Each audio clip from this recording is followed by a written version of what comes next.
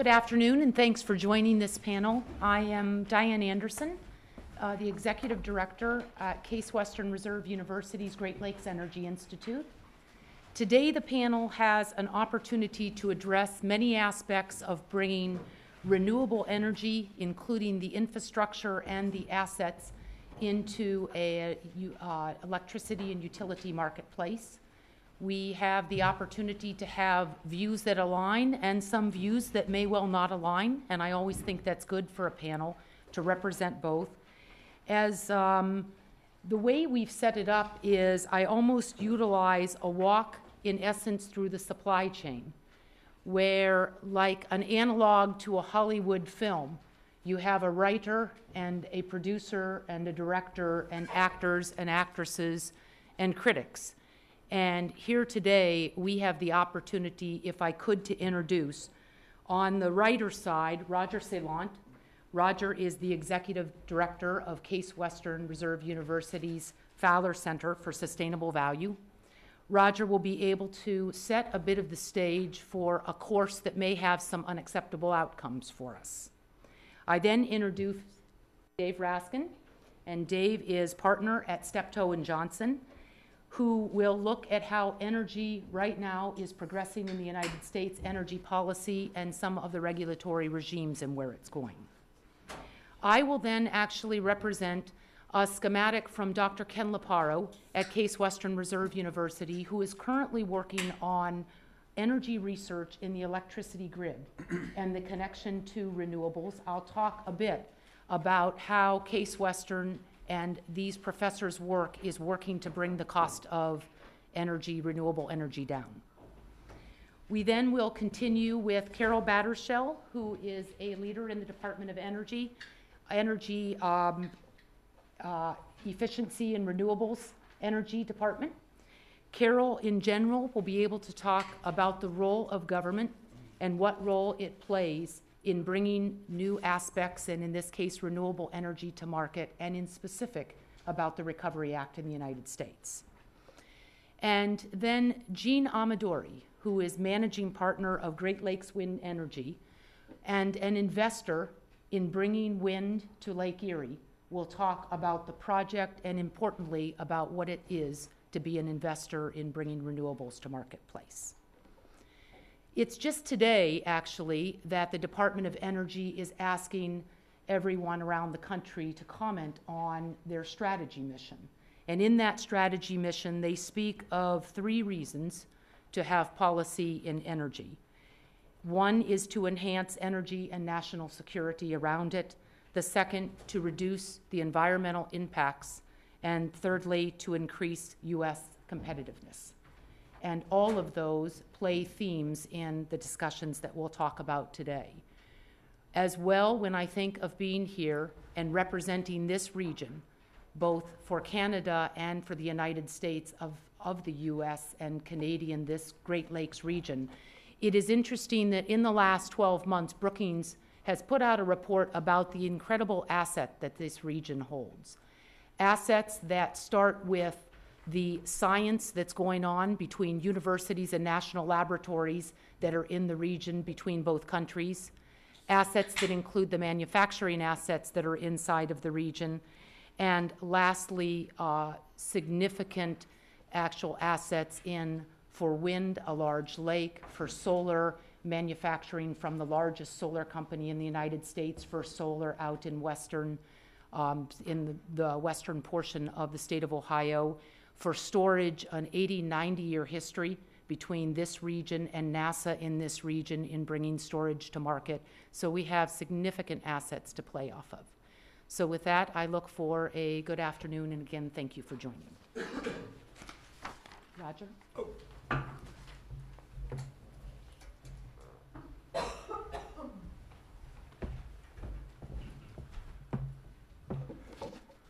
Okay, thank you, Diane. This is about Canadian and U.S. relationships, right? One of my sons-in-law is a Canadian, and I can tell you that there's a lot of negotiating that goes on, especially during hockey season. So I have some experience in that. And I assume some of you are lawyers, and one of my daughters is a lawyer. So I got to be careful what I say because I've been trained to be exact, precise, short, brief, and so forth. Okay, so with that as the context, I'd like to speak to you as a business person and to try to remind or to suggest to you that as I practiced business in the past, people would spend a lot of time arguing. In fact, they found many hills to die on just looking at X and Y. And I used to feel like all you need to do is get the quadrant right, and eventually we'll converge on the X and the Y. And I think when we talk about renewables and we talk about fossil fuels, we talk about policies, I would really like to see us converging on the right quadrant. So this talk today is about that. And in order to converge on that quadrant, I'm going to give you a relatively straightforward, simplistic view of some activities that we need to consider when we look at making choices, particularly with regard to technologies and specifically about energy. And I'm going to look just briefly at comparing coal, natural gas, and wind in kind of a Pew diagram sense. There's a lot happening today that looks like it's a tension-filled time. That's not new to us. We've had tension-filled times in the past. Business people should be asking themselves, how do I make money during this tension-filled time, and how can I drive my business to be successful? A back question to that is, how do I do well by doing good? And then a back question to that is, what does good mean? So I'm going to try to frame some questions today and present a quadrant definition of what moving to good or better is like, and how to make some choices. But first I should tell you that as part of the Fowler Center for Sustainable Value, what does sustainable value really mean? And I'm going to be careful because I want to be a little legalistic about this. Sustainable value is a dynamic state that occurs when a company creates ongoing value for its shareholders and stakeholders. The addition of stakeholders is very important. By doing good for society and the environment,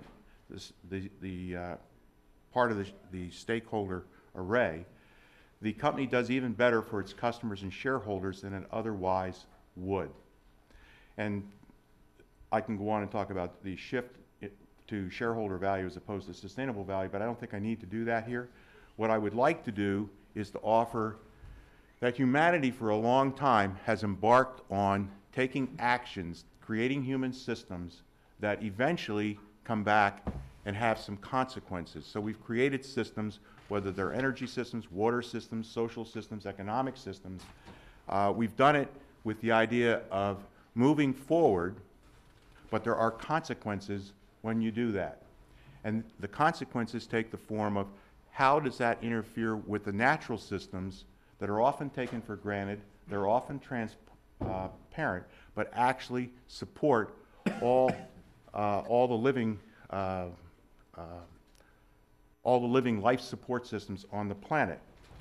So if you look at the 9 boundaries of nature, which have been really defined pretty well by the Resiliency Institute at Stockholm, published about 2009 in Nature, they basically found that if you take a look at the last 25,000 years, that humanity has thrived because the planet has operated between norms that can basically be described as the 9 boundaries of nature. There's not 100, there's just 9. And if you're interested, but just by Googling video 9 boundaries of nature, you can get people with foreign accents that are very impressive explaining to you why this is true. The 9 boundaries include climate change, which we're all familiar with or have some feeling for, and it's governed, of course, by carbon dioxide, primarily methane and other greenhouse gases. Ozone depletion, which has been depletion has been going up and going down. At the moment, it's relatively steady, but it's affected by carbon dioxide and methane. Ocean acidification, which is affected by carbon dioxide primarily, by the formation of carbonic acid. Biodiversity loss, the rate of species loss. Fresh water usage, which it's getting a lot more conversation today. The nitrogen and phosphorus cycles. Chemical contamination, which has not been measured yet specifically or quantitatively. Land system change, in other words, how much land are we using, what's the size of the footprint, what's changing in terms of desertification, and aerosol loading, which is also not dimensioned yet. But from a business person's perspective, you need to be thinking about these boundaries, or from a policymaker's perspective, so that you don't end up having a consequence that you didn't anticipate. So these are useful criteria. If you take a look at the state of the world today, you can see that in climate change, biodiversity loss, and the nitrogen cycle, we've begun to exceed, and that's why they're colored in red, the boundaries that have been set up for the last 25,000 years. So it would say to me that if you're going to analyze a process or a product design, that you should be very wary about aggravating those particular areas, and you can see in other areas where we're approaching the problem. So how would I apply this in a simplistic way, knowing that what I want to do is to get the quadrant right? So from a sustainability perspective, if you have a product, say this pen, you should be concerned about where it came from. In other words, its extractive source, how it's used, how am I using it in the daily practice of the design of this particular pen, and how is it going to be disposed of? Where is it going to go? And if you take a look then, and take a look at your 9 boundaries, and you, for example, you were to begin to compare in just sort of a plus, plus, plus. I didn't use pluses, minuses in a standard Pew kind of diagram. I just simply decided it was tougher to read minuses than it was to read pluses. So I just used pluses in the absence of pluses to sort of show the difference in the comparison. And I threw in social justice, which I think has a lot to do with what it means to do well by doing good, and the implications, particularly at the bottom of the pyramid. So if you take a look at, and this is done, as tough as it might believe from a sustainability guy, this is done just sitting down and taking a look and thinking about life cycle analyses for coal, natural gas, and wind. Surprise. It turns out that if you just simply lay them together, you can begin to see that there's a lot of ways that, for example, coal and natural gas affect climate change. And I have to tell you, just as an internal principle, I gave natural gas an extra plus because of a report that just recently came out of Cornell that talks about fracking and the implication in terms of greenhouse gas effect. Now, whether that's true or not, that's the only piece of data in there that's absolutely up to question. I don't know yet where it's going to go. But just to give you an example, if you look at coal from extraction perspective, natural gas, and wind, you even see that wind gets a plus. And the reason that wind would get a plus is, where do we get the carbon fibers? How are they produced? Where do we get the metallic parts? Where do we get the lubricants and so forth? Or where do we get the precious metals that might be in the magnetics if you're using magnetic coupling? In the use, coal is still generating a lot of carbon dioxide and ash and so forth. Natural gas, of course, has its own carbon dioxide, but it's about 40% less than coal. And if you take a look at wind, of course, when it's blowing and when you're generating, it's actually not creating a carbon footprint. On disposal, things sort of change. You end up with fly ash with coal. Natural gas has, in a sense, a disposal issue because it's also being used in a utility. And what happens with that concrete asset, I shouldn't have said concrete asset, I should have said the asset that you use to convert your natural gas into energy at the end of life. And then also wind. There's an end of life issue that's associated with wind, particularly, well, all the components of that. Until that's worked out, you can't really give it a 0. So I'm just, if you go through and take a look at what's happening here, if you look at the totals, it basically says, getting the quadrant right, that you've got a total of a 48 for coal, a 26 for natural gas, and a 12 for wind, which basically says, even if we're talking wind from the idealistic, purest way, we still have plenty of work to do. Now, none of this is not being said to you to be in any kind of way frightening. It's actually very opportunistic because knowing kind of where we're headed, knowing the way to measure the criteria creates incredible opportunities and gives a business an opportunity to see where you can do well by doing good.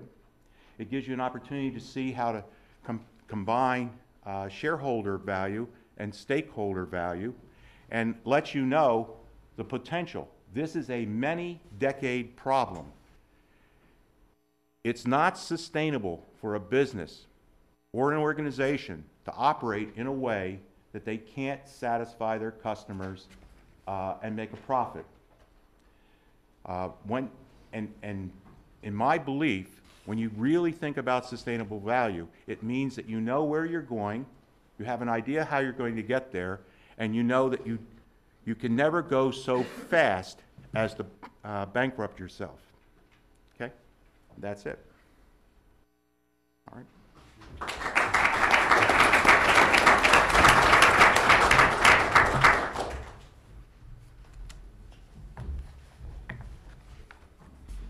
Okay, don't start my time until I get this turned on, which I don't know. On the bottom.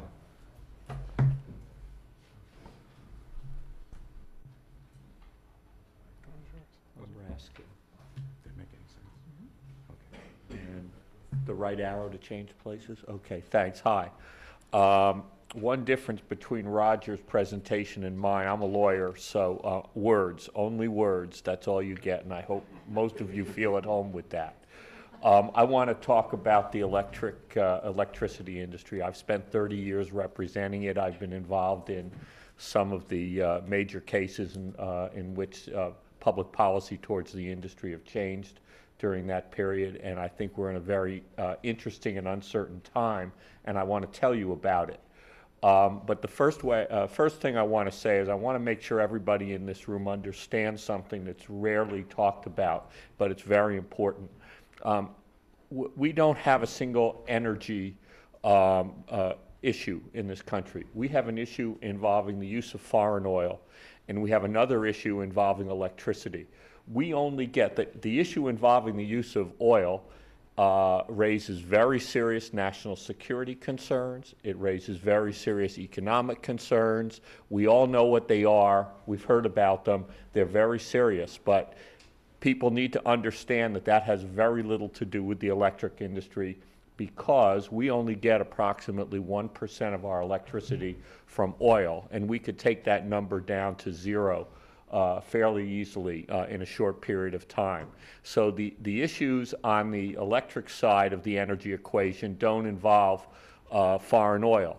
I'm sure all of you have watched commercials. If you're watching TV and some will come on and there will be something being blown up by a terrorist in the Middle East and a great supply disruption and something really horrible happening with respect to oil. And if you're watching MSNBC, it will then segue to, therefore, we need more renewable energy. And if you're watching Fox, it will segue to, therefore, we need more nuclear power. And whichever station you're watching, that's just all wrong, okay? There's just, the two have very little to do with each other, and you need to keep that in mind when people talk about what our energy policy should be. The fact of the matter is that on the electricity side, we have plentiful options. We have, some would say, an embarrassment of riches. We have plentiful domestic coal. We have recently found that we have a whole lot of natural gas through fracking. We have substantial nuclear. 20% of our electricity comes from nuclear power. And there are several companies who, with government support, would like to build some more nuclear plants. We have substantial hydroelectric capability. We have tremendous wind potential, which is being developed. We have an emerging solar industry whose prices are coming down very quickly, and we have imports from Canada. I had to throw the last one in. The fact of the matter is that there is a lot of surplus energy, particularly in Quebec, and I think a lot of that, which is hydro, surplus hydro, is going to find its way down to the States fairly shortly if we can get the transmission built for it. The problem on the electricity side is that we can't agree on a policy. And probably the primary reason that we can't agree on a policy is that we can't agree on how dangerous global warming, or should I say global climate change, is.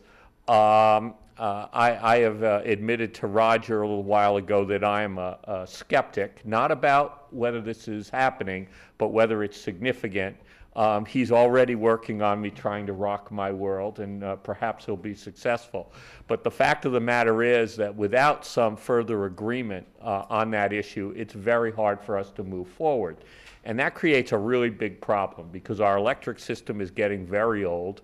Most of what you'll read about our existing nuclear fleet, for example, is about extending the life of very old plants. Our coal fleet is very old. And an area that I'm particularly interested in, our transmission grid, is undersized and very old technology. And it was not built for an interstate electric system where we're trading power and moving power long distances, and that's a serious problem. The default choice will be natural gas if we go forward with fracking. There are a number of environmental organizations who are gearing up to fight fracturing shale for natural gas. Roger mentioned a Cornell study that came out just a few days ago, which suggested that the carbon emissions associated with natural gas from fracking exceed that from burning coal to produce electricity.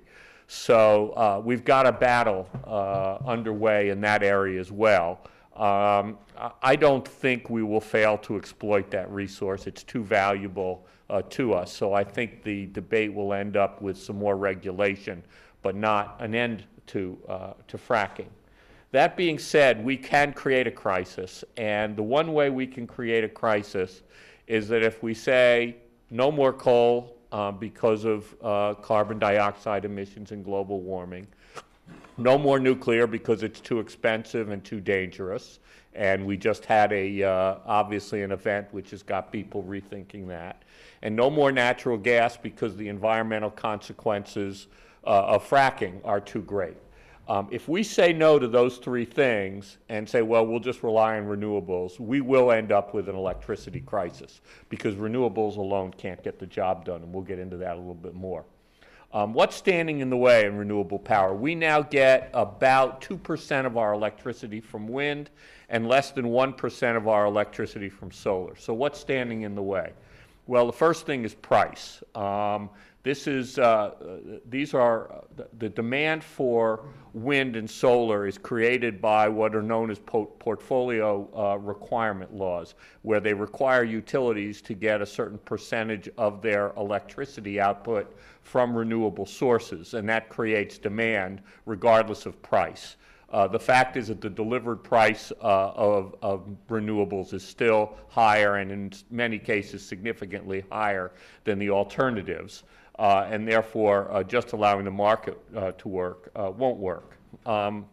What I don't say here, and it's also very important, and that is that the renewable industry relies on production and investment tax credits and loan guarantees to drive down cost, and those are going away. For wind power, unless there's new law, that'll be gone at the end of the year, I believe, most of them. And for solar, I think there's another 5 or 6 years. But with what's going on in Washington with the budget now, there's no certainty that those subsidies will exist. Perhaps the biggest physical problem is that the transmission grid is inadequate to support much more interconnection of wind, particularly inland wind, which is much cheaper than offshore wind. And unless we reach agreement on a policy to build out our transmission grid, which I believe fervently we need to do, it's going to be very hard to get much more renewable power onto the grid. The next problem with renewables is that they're not a source of baseload power. You need energy, you can turn it on, it's there all the time. We have a base amount of energy that we need almost every day, almost 24 hours a day, and we need power plants that can provide that energy. We can't rely on solar and wind to be there. They are what's known as intermittent or variable resources, and for that reason, they are less valuable from the standpoint of a system operator who's trying to run an electric system that's designed to make sure that the demand is satisfied.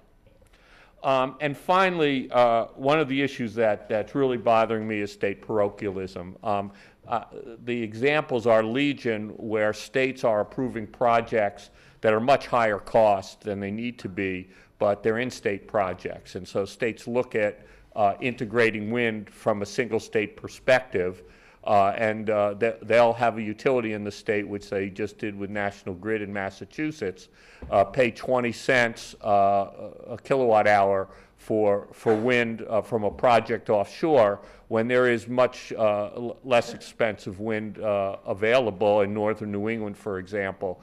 I think that is a real problem here. We have to start thinking about electricity as a regional and national business and not a local business if we're going to get where we want to go.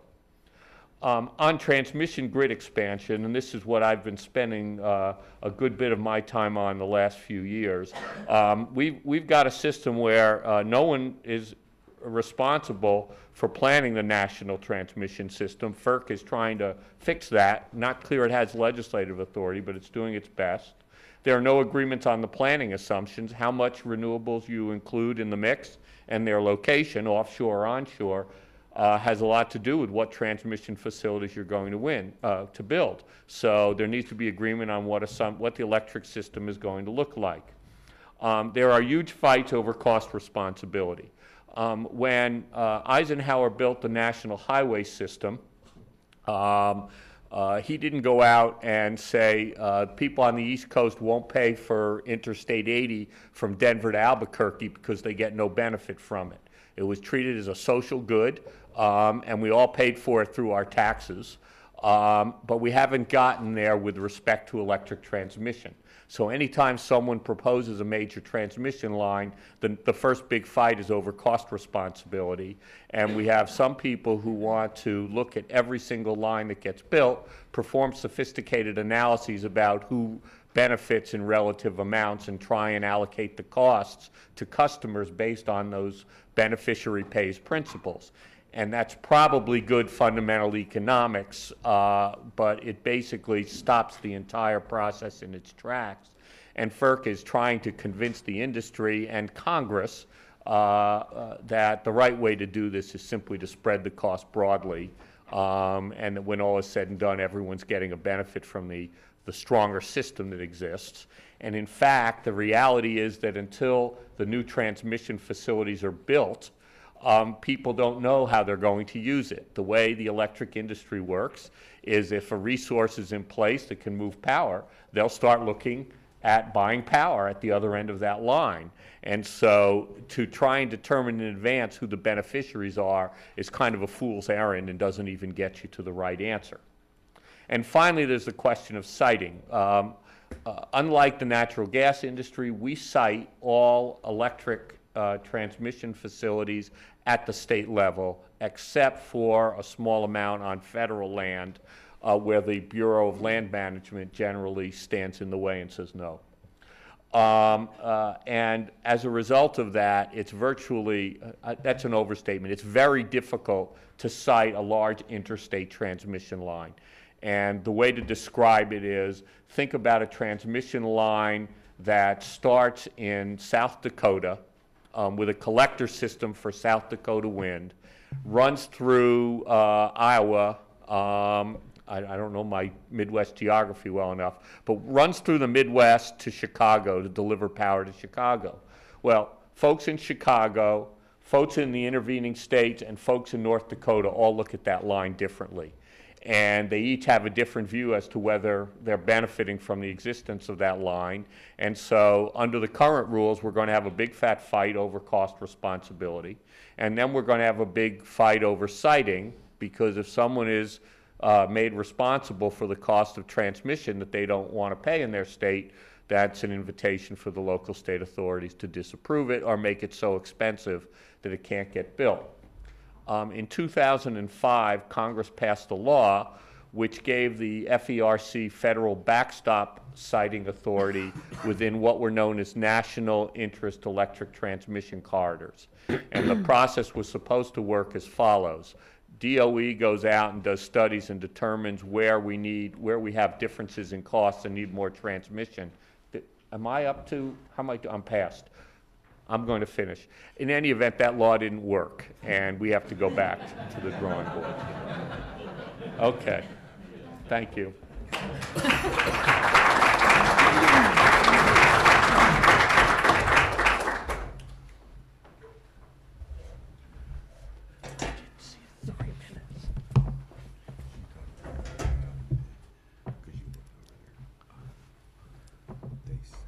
Generally the right place.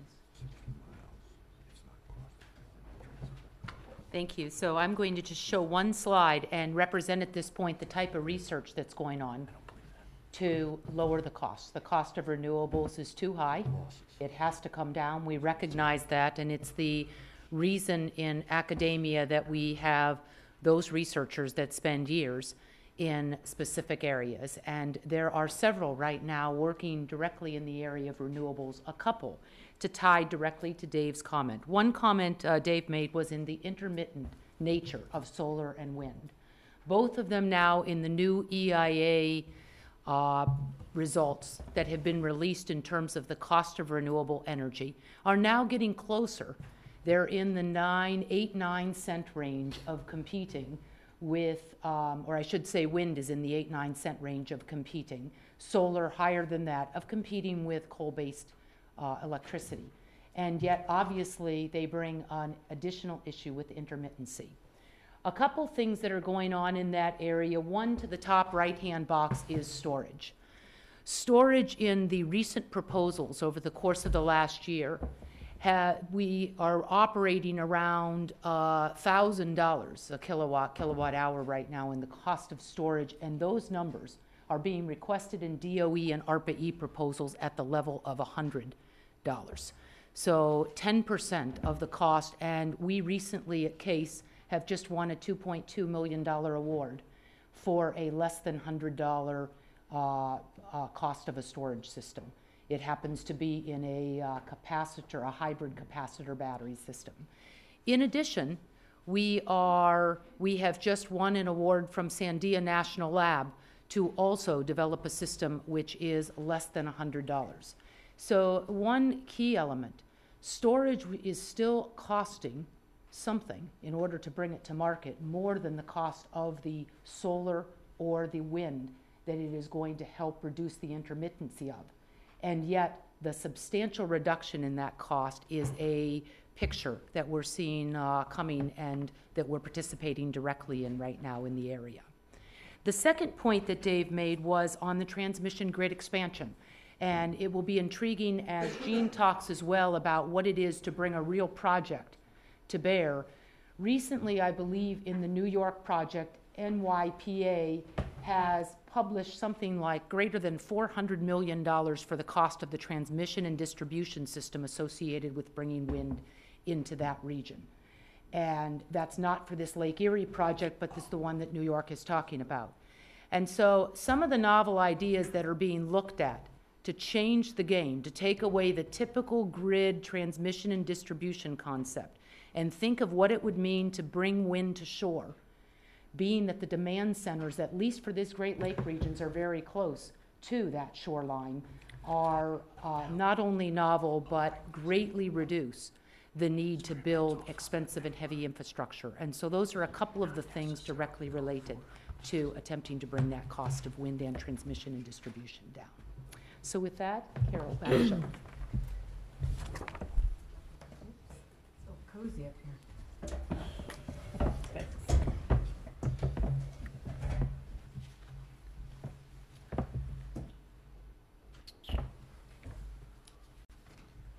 It's going to get to the front of his. Yep, it's good.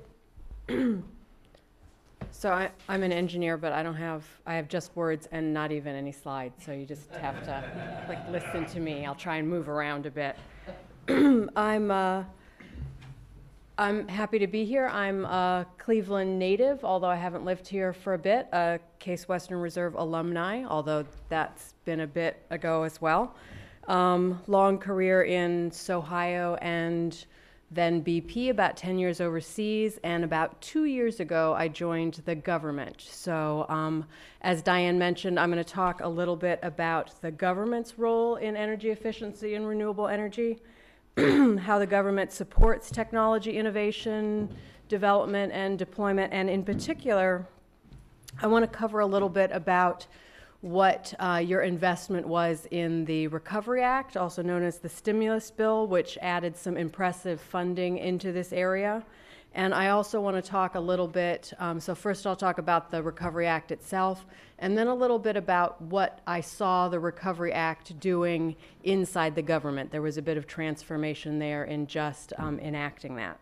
So the American Recovery and Reinvestment Act was really a very large scale and meaningful down payment on the nation's energy and environment future. The energy components of the Recovery Act represent the largest single investment in clean energy in American history. The investments of about $80 billion for clean energy across the federal government, if you add in the cost share amount, add up to about $150 billion. So it really is substantial funding that we're talking about. And this was through a combination of grants, but also loans and tax incentives. And the Department of Energy, where I recently joined, played a central role in that. So this about $150 billion plus with the government plus private capital helps catalyze a transformation in 4 areas, and I'll talk a little bit about each of those. The first is increasing energy efficiency. The second is doubling our renewable energy generation. There's a restructuring of the transport system and also work on the grid infrastructure, which we've mentioned a little bit in the last couple presentations. So on energy efficiency, again, DOE is making the largest single investment ever in buildings energy efficiency in the U.S. The Recovery Act expanded tax credits substantially for doing energy efficiency improvements in homes. And at the same time, there was $5 billion put into something called the Weatherization Assistance Program, which does energy audits in low-income homes and then does the improvements in the homes. So you both get the benefit of improved energy efficiency in homes where people couldn't really afford to do that, and also helping them by lowering their utility bills.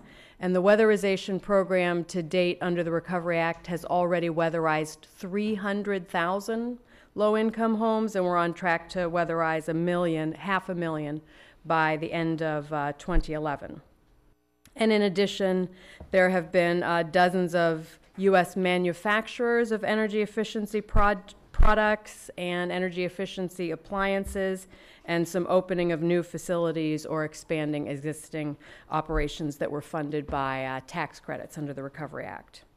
So that was energy efficiency. For renewable energy, the investments in renewable generation and advanced energy manufacturing included things like loan guarantees, manufacturing tax credits, and grants in lieu of tax credits, which was a program called 1603, which someone referred to earlier, which is expiring at the end of this year. But that was interesting in the effect that the actual conversion that the government made of tax credits into grants when the economy was having problems and businesses actually didn't have enough tax because they were having revenue issues to take advantage of tax credits. So that program was reversed into a grant and I think did a lot of good in spurring generation.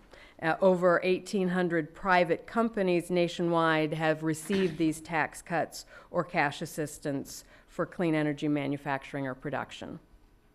On transportation, 70 private companies and researchers in over 30 states have received grants to help build the American advanced battery and electric vehicle manufacturing industry, really from the ground up.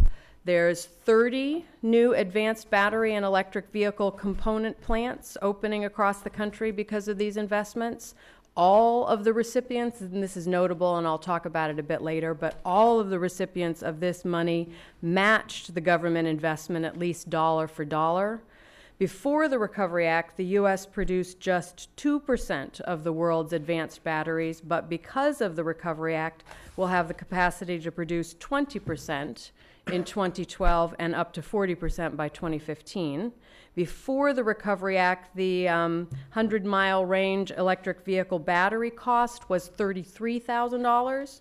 Because of the high volume manufacturing that the Recovery Act is spurring, that will be cut in half, with the batteries costing about $16,000 by the end of 2013 and just $10,000 by the end of 2015. And before the Recovery Act, there were less than 500 electric vehicle charging stations in the nation, and because of the Recovery Act, there will be over 20,000 by 2012. On to the grid. The Department of Energy is making the largest investment in grid modernization in history. That's another one of those, in case I'm not making it clear, largest investment in this area in the U.S. history. $4 billion in Recovery Act funds has been invested in smart grid projects across 46 states, so almost all of the states, to help build a more stable, secure nationwide electrical grid, which clearly has issues, as we talked about in the last couple presentations. There's already more than 2.5 million smart meters that have been installed in homes and businesses nationwide to help consumers reduce their energy use, and we're on track for 18 million total meters being installed through the Recovery Act. The deployment also includes hundreds of digital sensors, 200,000 smart transformers, and nearly 700 smart automated substations, which help the power companies replace units before they fail, or at least to respond more effectively to restore service when bad weather knocks down the power lines. And I mentioned before the idea of leveraging private capital. In addition to the government funds injected into this sector, another important element is how the Recovery Act helped leverage private capital. The Recovery Act has proven successful in drawing private capital off the sidelines to help fund the economic recovery and accelerate green job growth.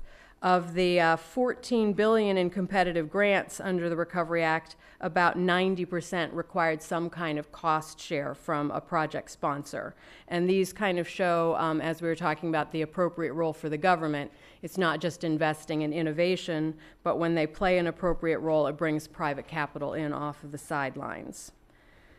I mentioned I would also cover a little bit about what we saw in the government the Recovery Act was doing actually for the government and its transformation potential on the government as an organization.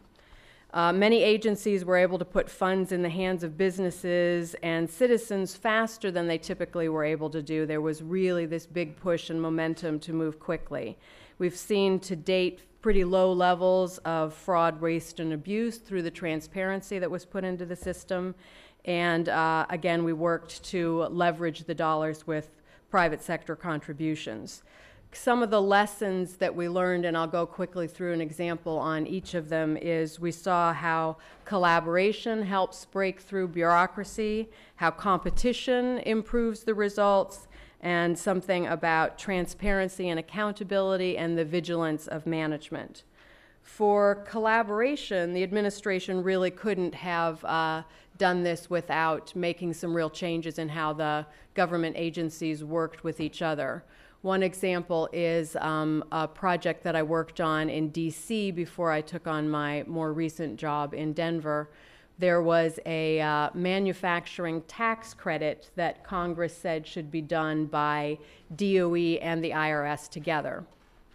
And being new to the government, I didn't realize in taking that on that was nearly impossible to get the agencies to work together. So just kind of plowed through like it might be possible. And turns out that if you get enough like-minded people who are just going to figure out a way to get things done, you can move things through. It was not simple, but What we managed to demonstrate was another type of funding vehicle, which is a competitive capped tax credit, which is not usual. 1603, for example, was a tax credit that as long as you get in by the deadline, you get the tax credit. This was a competitive tax credit. And I thought the uniqueness of it was showing that you use different agencies for their strengths. So the Department of Energy did the accepting the grants and the competitive analysis of them, which is what DOE does. And then the administration of the money through a tax credit, who does taxes? So the IRS did that administration, and we worked jointly on what were our strengths. On competition, I think it's worth noting out that the Recovery Act was not about earmarks. The grants generally were about competition and finding the best project, and most programs were oversubscribed, so the merit review was very important. In the Department of Energy, Secretary Chu sent a note to colleges, universities, and professional societies asking for experts to help with these reviews. And all told, nearly 3,000 independent experts contributed and completed about 25,000 reviews of DOE applications. And I just wanted to add into that a bit about transparency. The other couple things that we saw during the Recovery Act was there was both an incentive by the administration to be transparent and also some requirements with the Recovery Act to put things online. But there were literally weekly reports on how each project was doing, which you could still see on recovery.gov.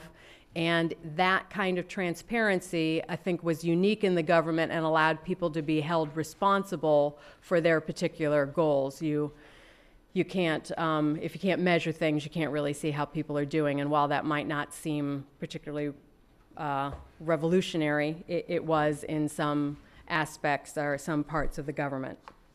So in summary, I just wanted to recap that the Recovery Act was this huge investment, about $150 billion if you count the private sector funding.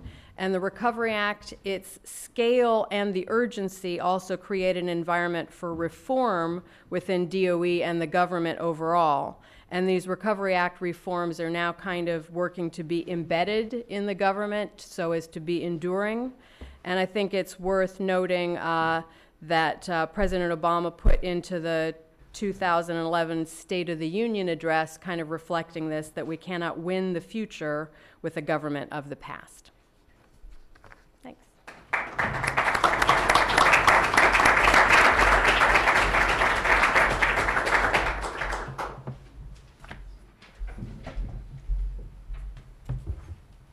So I'm Gene Amadori, also a Case alumni, and my family, my daughter, son, my wife, all went here as well. But sure.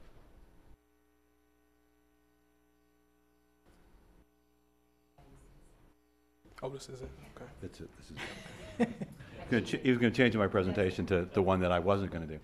Anyways, I also want to especially thank all of you coming down here from Canada. I just want you to know that I live in the eastern part of Ohio, and just to report to you, if you've not been following the Stanley Cup, the team that I support, the Pittsburgh Penguins, did win, and I'm anticipating another win tonight.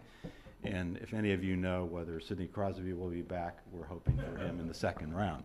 So anyways, that kicked off. One of the things I wanted to say is, you know, I'm going to present this from the business side. We are working on a project in Lake Erie right now that, you know, our Canadian friends were really hot on moving this forward in the northern part of Lake Erie. And I know with all the changes in the government's thinking that's been put on hold. But we've had a number of contacts from people in Canada just kind of following very closely what we're running into and how we're progressing through all of the issues associated with putting offshore wind in Lake Erie. So I go through this fairly rapidly, but just so you understand, again, unlike what's going on in Europe, the offshore wind industry right now is really to support economic development. These projects initially are not about energy, they're about job creation. And I think the thing that we want to get across to all of you, and especially with the people on the panel with me, that these initial projects, the first one that we're going to be building is about 25 to 30 megawatts, which is 5 to 6 turbines out in the water. They're all the wrong size. They're way too small. They're not scalable, and so the soft costs, and there are a number of attorneys in the audience I know, when you look at what we have to do from a regulatory standpoint, from all of the other studies we have to do, environmental and whatnot, whether we built 1,000 megawatts or we built 30, the price would, or the cost to do it, we've got the same. So to get this thing moving, what we've done is we've worked with a whole group of stakeholders, and some of these are on the screen right now, but you can see my alma mater is in the middle on the center there, especially one of the research institutions. But we've got a whole lot of stakeholders in the state of Ohio, as well as a couple of very, very large companies, General Electric and Bechtel, one of the largest construction companies in North America, involved. And we're going to move this project forward. Now, one of the things that's critical to this, though, is the economic development. So the state of Ohio is very interested in what's going on from a standpoint of economic development and job creation. And I want to give you all a little bit of a history of what's going on this project. So back in 2004, the Cleveland Foundation, which is a philanthropic group in Cleveland, provided a relatively large grant to get the study started, and tried to identify whether there were any showstoppers to put offshore wind in Lake Erie off the shore of Cleveland. And the result of that study basically said that we had a lot of things going for us. We have a very shallow lake. We're going to be putting these turbines in about 70 feet of water, 25 meters. We don't have hurricanes. We don't have lots of major storms. We do have ice that they do not have on the Atlantic or up in the North Atlantic. But the other real key to this, and was mentioned earlier, we're not very far from population. So our transmission lines are very, very short relative to bringing in wind from South Dakota into Chicago, as an example. So we feel very good about some of those things. We've been progressing through all of what you see on this screen to the point where our firm, it's a partnership of a couple of companies, into the point of this 2010, 2011, where we now have a lease option on square miles out in the lake to go ahead and put these turbines in. And we're now in the process of doing all the geotech and geophysical and the birds and the bats and the aquatic studies that will make the various environmental agencies comfortable with what we're doing. Again, as I talked about, this is all about jobs. These are ports that are not in the US right now, but you'll see kind of that lower left-hand photograph was over in Europe, and you see the size and the requirements of these ports for these kinds of facilities. Remember, the turbines that we're going to be putting in, unlike some of the ones that you've seen onshore, the diameter of the blades, are approaching 350 feet, 100 meters. The blades themselves just cannot be moved around on conventional roads. They're going to all be brought in, either manufactured close to the shore or brought in by ship. Same thing with the turbines. They're very, very large. The initial group of turbines we're going to put in are 4 to 5 megawatts each, and this is how we're going to start driving the cost down. As we continue to build larger and larger, the scale will help us start driving the cost down. The initial project, though, the study that was commissioned by LEEDCO, the Lake Erie Energy Development Company, a nonprofit, said that this initial phase was going to produce between 400 to 600 jobs in Ohio. That's the whole supply chain, that's the construction of the foundations, that's the maritime, all of those things associated with that. That does not include the turbines. The turbines will not be manufactured in the US. Right now, General Electric's plant for offshore turbines is in Norway, and so they will be coming in this initial phase.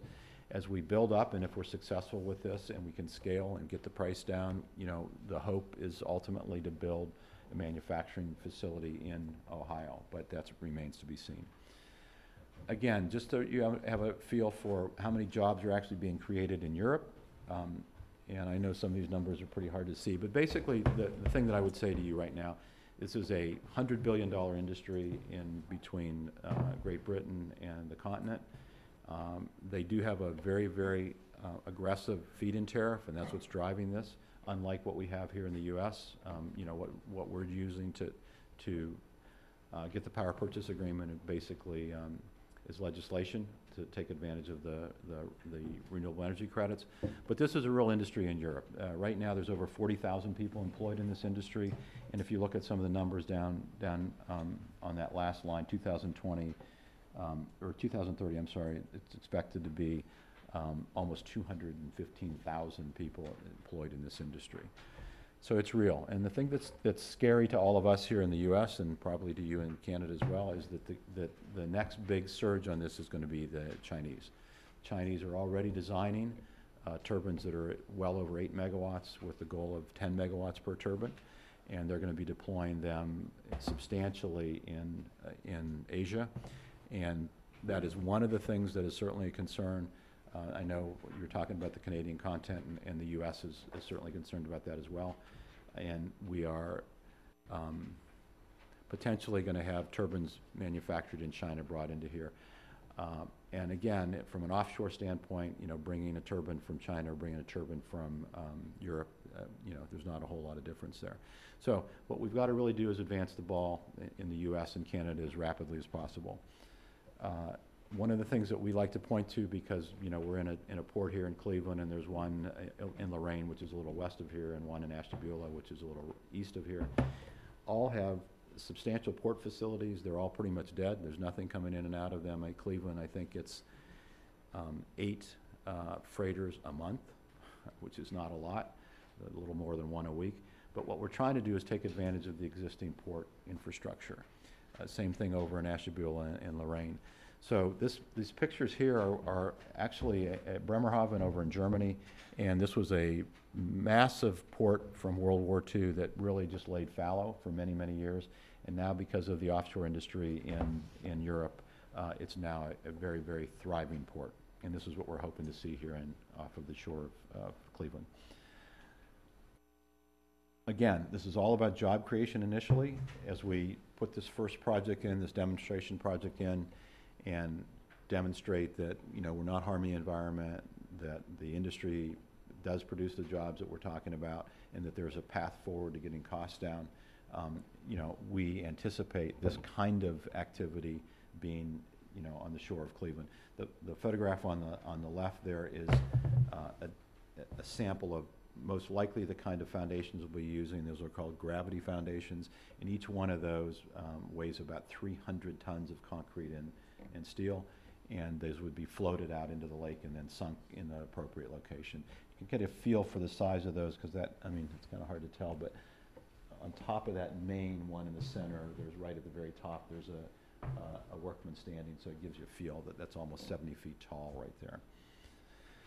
Again, as we talked about earlier, I think you know, and again, I've been in this industry, the electricity industry, a long time, but I think one of the things that I struggle with all the time is, you know, offshore wind is very, very expensive, onshore wind is expensive, solar is expensive, relative to what's going on in a base coal, base nuclear, and all of that.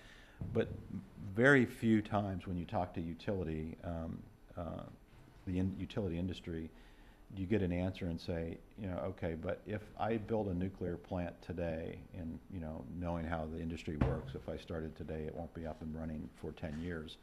So in 2021, what would the power coming out of that be? And I would tell you right now, no one would bet on it, first of all, but it's certainly going to be more than 5 cents a kilowatt hour. And I think that's the kind of numbers that we always hear from our utility friends saying, hey, why would I buy offshore wind right now at 25 cents a kilowatt hour when I can produce it from coal for 5 or nuclear for 4?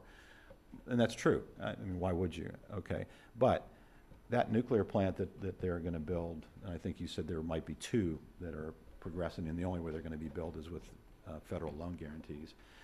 But what's the power going to cost from those? What's the power going to cost from clean coal? What's the power going to cost from even our nuclear plants today, if we have to go in and refit them with some of the safeties that we're going to have to do based on what happened in Japan? So we anticipate, and some of this comes from the DOE thinking as well, that offshore wind is going to be you know, the target is to get it down to 12 cents in 2020. And, you know, for us to get there, we've got to have that first project and then a larger one and a larger one and a larger one. We have an opportunity for Ohio right now. We're poised very, very well. We've got an awful lot of supply chain manufacturing already in Ohio, where we've got a population base close to the lake. We're part of what's referred to as PJM, which is the largest independent system operator of the grid in the United States. So we're getting power from the lake into that grid allows us to really actually send it anywhere in the eastern part of the United States. And we really want to make this the epicenter. And again, I think what we're going to do here is going to enable our Canadian neighbors to take advantage of what we learn in Lake Erie relative to all of the things that we're going to do impacting the environment as well. Specifically, the turbines will be located about 7 miles offshore from Cleveland. You can kind of see that up in that far corner.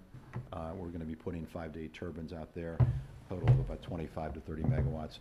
Very, very small system. Going to produce enough power, enough energy to do 5,000 to 6,000 homes. A lot of things have been done already down that left-hand side. Those are the kind of items that take anywhere from 1 to 3 years. So the good news is a lot of that's been done. It allows us to, you know, potentially, unless we see some additional showstoppers, get this thing built and up and running in late 2012 and then in 2013. So our hope and our plan is to have this in commercial operation by late 2013, early 2014. And we have a lot of pieces in place to get that done. Kind of the things we've got to get done in the short term. Like I said, we're working on a legislative activity right now in the state of Ohio, in Columbus, in the Capitol, working on coming up with a methodology to take advantage of the existing renewable energy credit rate structure to convert that to offshore and help us put ourselves in a position where the energy will be sold into the grid through the utility companies by taking advantage of the REC structure. We've got to work very closely with the Ohio Department of Natural Resources, ODNR, on taking our lease option that we have right now and converting it to a lease. These are all submerged land leases for land under the lake. And then the Ohio Power Siting Board as well. And then ACOE stands for the Army Corps of Engineers. So we've got a lot of work to do, and I think what's difficult with these projects is we're the first. So there's no cookbook, there's no template. Every time we sit down with whatever agency it is, it's starting from scratch, educating, and then working out. You know, this is not a dock, this is, you know, and that's what they really kind of want to force us into, well, that kind of impact and whatnot. And so many, many things here are so different that it just takes a long time. So, thank you very much.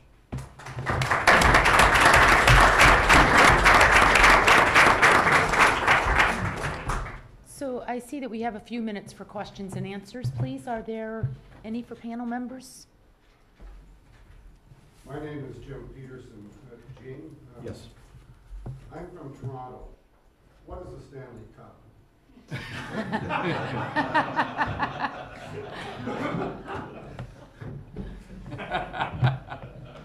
Please hurry. I'm Roy Norton. I live in Detroit, and I don't know that I can answer your question. Sure you can. In Detroit, they think they know what the Stanley Cup is. They expect they'll win it every year. I'm the Consul General of Canada to Ohio. I appreciated Mr. Amadori's comments about the integrated economy. You didn't provide the stats, I will. Last year, $31 billion in two-way trade between Ohio and Canada, with Ohio continuing to enjoy, as it has routinely for years, surplus in that trade. A thoroughly integrated economy, supply chains that are totally integrated. I'm hoping the Department of Energy is listening, because in the Recovery Act, the spending that you described at great length is conditioned to Buy American provisions, which we didn't like and which we proceeded to negotiate, spent a year negotiating with the U.S. administration, and a reciprocal arrangement was struck whereby Canada and the United States would each have access to subnational procurement on a national treatment basis above a certain threshold.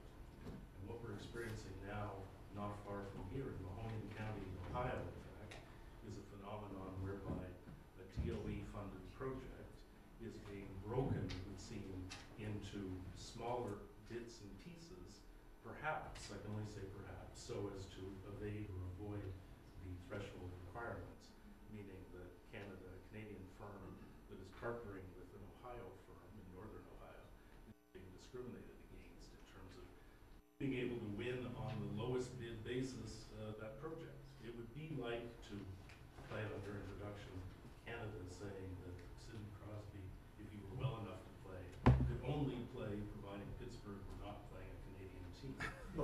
That's the rule we Washingtonians want. Which we would, of course, never do. So take note, take it back if you would, and make some inquiries, and we hope that we can get this resolved favorably. Thank you.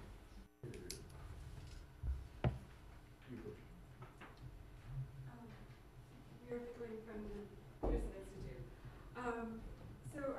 I had a question for the panel, and I guess anybody else in the audience who wants to take a crack at this, about renewables and reliability. And obviously there are many countries, or at least a few countries, in Europe that have far higher percentages of generation from renewable energy than the US does, and far higher percentages from wind and solar than Canada. So I guess my question is, with the intermittency issue inherent to renewable energy, what is the threshold in terms of percentage of generation past which, is it not on? Okay. Past which you start to have serious reliability issues? First of all, I think it is as much a cost issue as a reliability issue. You can firm up the intermittent power, but you have to build other power plants, particularly fast natural gas plants with automatic generation control, which can fill in when the plants go down. So it's a cost issue as much as anything else. That being said, we've had one incident so far in Texas where the wind just stopped blowing. And I think something like 1,500 megawatts of energy just disappeared literally in minutes. And the system voltage went down, and they were near a cascading outage. They managed to pick the system up. My guess is that they're learning from that, so next time it happens, they'll know how to deal with it. But NERC is North American Electric Reliability Council, which is responsible for reliability and establishes the rules, is very worried about this, and they're studying that very question and trying to figure out how to do it. I think at the end of the day, it's about money and not about reliability, and most reliability issues end up being about money. But it adds to the cost. It has to be considered when you compare cost of wind versus something like a gas plant or a coal plant, which is not variable. Dick Cunningham and Steptoe Johnson. I'd like to pursue this thing of feed-in tariffs for just a moment, because I've looked at this as a trade issue. The Chinese use it extensively and have used it quite successfully to subsidize the demand side for wind power, and have built up what is probably the largest wind power industry in the world. The Spaniards done the same thing, although apparently they overdid it, and there's a bit of a collapse coming there. But why is it? And from a WTO standpoint, it's much cleaner. Subsidies to producers are much more difficult to sustain under the WTO rules than subsidies to consumption. So why aren't we doing this? Two reasons. Number one, we have philosophy in this country to run things efficiently, and subsidies are not generally viewed positively unless a politician can hide them. More importantly, we set electric rates to consumers at the state level and not the federal level. So the responsibility to establish these kinds of feed-in tariffs for retail electric service would go to the states. And in that circumstance, I think it's very hard to establish a national policy. But let me add to that as well, even though I have somebody on the panel from the DOE, and I know she doesn't write policy, but One of the biggest problems we have in the U.S. is there is no national energy policy. So what happens is each state, and we live in Ohio, or I live in Ohio, Diane lives in Ohio. Ohio has a renewable portfolio standard. Pennsylvania has one. New York has one. Everybody has something different. And in reality, what's happening is we are driving it by each state having their own renewable policy, and what's driving it upstream to the federal government. And to really get to your point, what we want to do is we want to go the other direction as well. We want the federal government to set a policy on some of this. Because, and I agreed with this gentleman about, oil and electricity don't quite mix, but at some point in time, we've got to start putting values of, our military supporting what's going on in the Mideast. How much does that cost us? How much does that add to the cost of gasoline? How much does that cost to everything that we're doing? It becomes more of a political issue than it is just purely energy. But at some point in time in the U.S., we're going to wake up and we've got to develop a federal policy. Because right now, it's just being driven by each state. And one of our worries in Ohio is that state policy could change 3 years from now. We're building, this little farm that I showed you, it's $150 million. We're going to bankers and say, oh, by the way, we need a 20-year deal. And they're saying, well, how long are you going to get this money going forward? And we say, well, we think. And they say, well, we don't invest on we think. And so those kind of issues across the board, we've got to settle here. Same thing what's going on in Canada. I mean, there's going to be 4,000 megawatts in Lake Erie. Now there's going to be none on your side of the border. For those of you who, unlike me, know the economics of the industry, putting aside the fact that it's state level versus federal level, that's right. If we had an energy policy, would we be better off using more feed-in tariffs? Or should we stick with subsidizing producers? Because right now you got a problem, because Exactly. it's not economically competitive. You can either force the price of carbon up, you can use feed-in tariffs, or to create the demand artificially, or you can subsidize the production. And I'm not sure I have a view as to which is, just from an economic standpoint, better. I know damn well from a WTO perspective which is better, which would be the feed-in tariffs. I probably differ from the others on the panel, Dick, but I think establishing a price on carbon, if we can agree that there should be a price on carbon, what it should be would be a good thing, because that would be real economics. That's an externality that's not being priced into the cost of coal power, if you believe that global warming is a serious problem. But we can't agree on that. But providing subsidies, I just think is a fool's errand. I would rather put our money, I'd rather allow the electric system to be run as efficiently as possible and put our money into research and development so that we bring closer the day when we don't have to subsidize these other options. I think that's the better way to do it, and we're more likely to win that way than trying to pick winners and losers. The feed-in tariffs have been abandoned, my understanding, in much of Europe because they've been a failure. They're bringing forth uneconomic sources of electricity, and they're real unhappy with them. And perhaps just to complete this one, because I do know we're running against time, I understand we're leading into a panel that's going to talk about cost of taxes, and I think it'll be a very good hour and a half to come. So thank you for both views. And please stay around, because what's coming next is just on that topic. One last question, if I could, please. So my question builds a bit on the discussion we've just had, but not in terms of whether it should be cap and trade or a carbon tax. It's more, it seems when you listen to the presentations today, it's inevitable that we're going to have cleaner, greener energy, and it's going to cost more. Everyone seems to accept that. The question is, when is that going to happen, 2015 or 2020 or 2025?